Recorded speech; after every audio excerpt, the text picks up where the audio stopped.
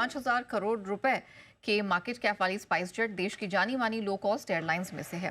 SpiceJet ने हाल ही में QIP के माध्यम से 3,000 करोड़ रुपए जुटाए हैं। कंपनी इस फंड का इस्तेमाल कैसे करने वाली है, क्या ये काफी है, इस पर हम टॉप मैनेजमेंट से बातचीत करेंगे, मौजूदा डिमांड ट्रेंड को समझेंगे और कैसी विस्तार योजनाएं हैं, ग्रोथ आउटलुक कैसा देखते हैं, ये सब हम जानेंगे। आइए जोड़ते हैं कंपनी के सीएमडी अजय सिंह सर को।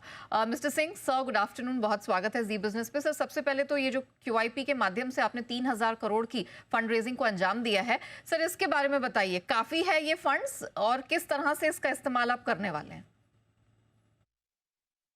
देखिए, हमारे हिसाब से और कोई पूंजी की आवश्यकता नहीं है।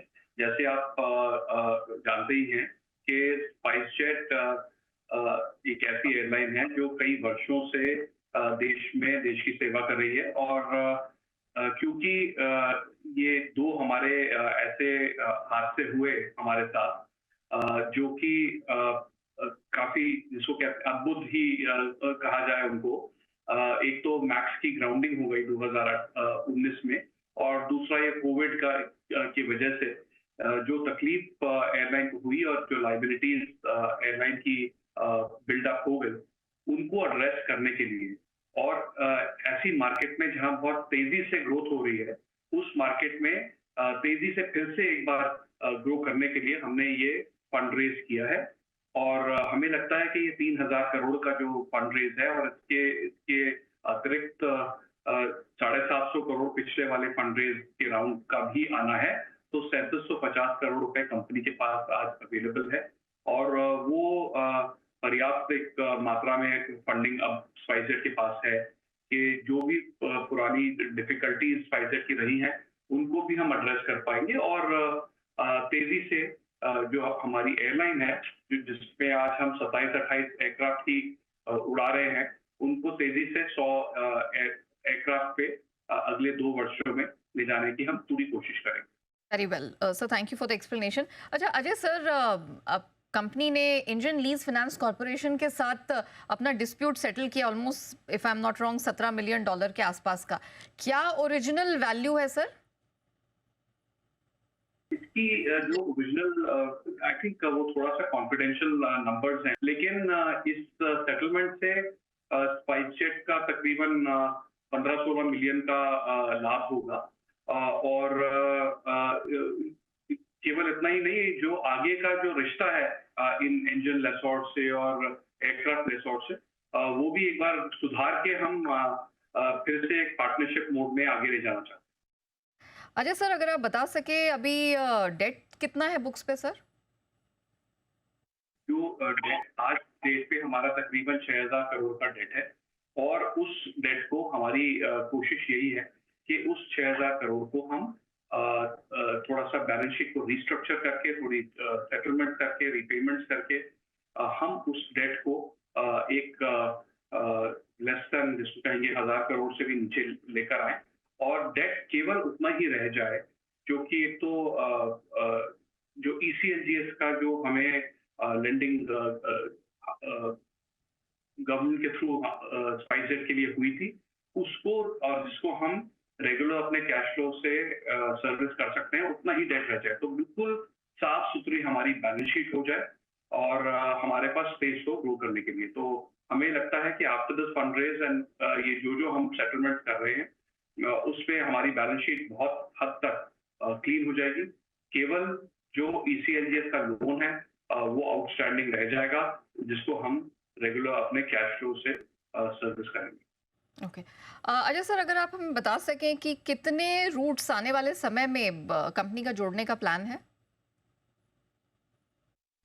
स्पाइसजेट तो एक 100 एयरप्लेन की कंपनी ऑलरेडी थी 2019 में और हमारी स्पेशलाइजेशन ऐसे रूट्स में है, छोटे शहरों में, उड़ान टाइप रूट्स में, इंटरनेशनल रूट्स में जो ट्रैफिक लाइट कंस्ट्रेंट है, तो स्पाइसजेट ने उन रूट में बहुत अच्छी तरह से परफॉर्म किया है और उसी प्रकार की स्ट्रैटेजी आगे आने वाले समय पे भी रहेगी और हमें लगता है कि बहुत स्पेस है। जितनी ग्रोथ पिछले 3-4 वर्षों में हुई है, उसके बावजूद भी आज सिर्फ 5% भारत का की जो आबादी है वो हवाई जहाज से जाती है और इसमें कोई कोई शक ही नहीं है कि इसमें बहुत ग्रोथ होने वाली है। कोई हैरानी की बात नहीं होगी अगर ये 5% बढ़ के 10-15 इवन 20% हो जाए आने वाले वर्षों में। तो स्पेस तो बहुत है और एक ऐसी मार्केट है जहाँ डुओपोली बिल्कुल होनी नहीं चाहिए। कस्टमर्स को भी एक चॉइस मिलनी चाहिए और कम से कम 4-5 एयरलाइन तो इस इतनी बड़ी इतने विशाल मार्केट में होनी चाहिए। हमें लगता है स्पाइसजेट के लिए बहुत स्पेस है और तेजी से ग्रोथ होगी और क्योंकि हम ऑलरेडी एक 100 जहाज की एयरलाइन थे और हमारे पास सारा का सारा इंफ्रास्ट्रक्चर 100 एयरक्राफ्ट की एयरलाइन का है, तो वापस 100 एयरक्राफ्ट तक पहुंचने में बहुत समय नहीं लगेगा और बहुत कठिनाई भी नहीं होगी। Okay, very well. अच्छा सर, कच्चे तेल की कीमतें हमने देखा है पिछले कुछ हफ्तों में, महीनों में रादर बहुत तेजी से नीचे आई हैं और अब लोअर लेवल्स पर सस्टेन कर रही हैं। इसका ऑपरेटिंग नंबर्स पर क्या इम्पैक्ट आप देख रहे हैं? हमें लगता है कि लगातार अगले 3 वर्षों में एबिटा में सिग्निफिकेंट ग्रोथ होगी। मैं आपको नंबर्स तो इसमें नहीं देना चाहता इस समय, लेकिन जो हमने बिजनेस प्लान बनाया है, उसमें हमने काफ़ी कंजर्वेटिव नंबर्स लिए हैं। हमने जून के ऑयल के नंबर्स दिए और उसके हिसाब से प्रोजेक्शन ली है और डिस्पाइट दैट जून के बाद तो काफ़ी फॉल हुआ है ऑयल प्राइसेस में। बट अगर हम वो जून का नंबर भी लें, फिर भी एबिटा जो है काफ़ी हेल्दी दिख रहा है हमें। और बस अब इम्पोर्टेंट यही है कि जल्दी से जल्दी हम फ्लीट को बढ़ा सकें और ये सब टेलविंड्स हैं इस मार्केट के लिए। जिस प्रकार से एयरपोर्ट्स बन रहे हैं, जिस प्रकार से नेटवर्क का एक्सपेंशन हो रहा है, जिस प्रकार से डिमांड बढ़ रही है, जिस प्रकार से यील्ड्स स्टेबलाइज हो रही हैं, जिस प्रकार से ऑयल प्राइसेस स्टेबलाइज हो रही हैं, ये सब इकोनॉमी की ग्रोथ हो रही है, ये सब टेलविंड्स हैं एविएशन सेक्टर के लिए। और स्पाइसजेट ऐसे मार्केट में एक well known, well loved, well respected brand इतने वर्षों से रहा है। हमें कोई इस बात का डाउट ही नहीं है कि इस मार्केट में स्पाइसजेट बहुत तेजी से बढ़ेगा। सर, एक आखिरी सवाल। फेस्टिव सीजन पे हम प्रवेश कर ही चुके हैं। ऑब्वियसली इस समय हम देखते हैं कि डिमांड कितनी तेजी से बढ़ती है। अब मिनिस्ट्री ने भी माना है कि जो करंट एयर फेयर्स हैं वो बहुत ज़्यादा ऊंचे हैं, एक्सपेंसिव हैं। आप इसे कैसे देखते हैं? जो इस इंडस्ट्री की यील्ड है वो लगातार काफी लो रही है। उसका एक लाभ भी ये रहा है कि ऐसे व्यक्ति जो शायद हवाई जहाज में नहीं जाते वो भी हवाई जहाज में जाने लगे। तो यील्ड को लो रखने का कुछ लाभ भी रहा है, लेकिन इस समय बहुत आवश्यक है कि एक ऐसी स्टेबल यील्ड रहे जिसमें एयरलाइंस को भी प्रॉफिट हो सके और एयरलाइंस एक रिस्पॉन्सिबली एंड स्टेबली ग्रो कर सके।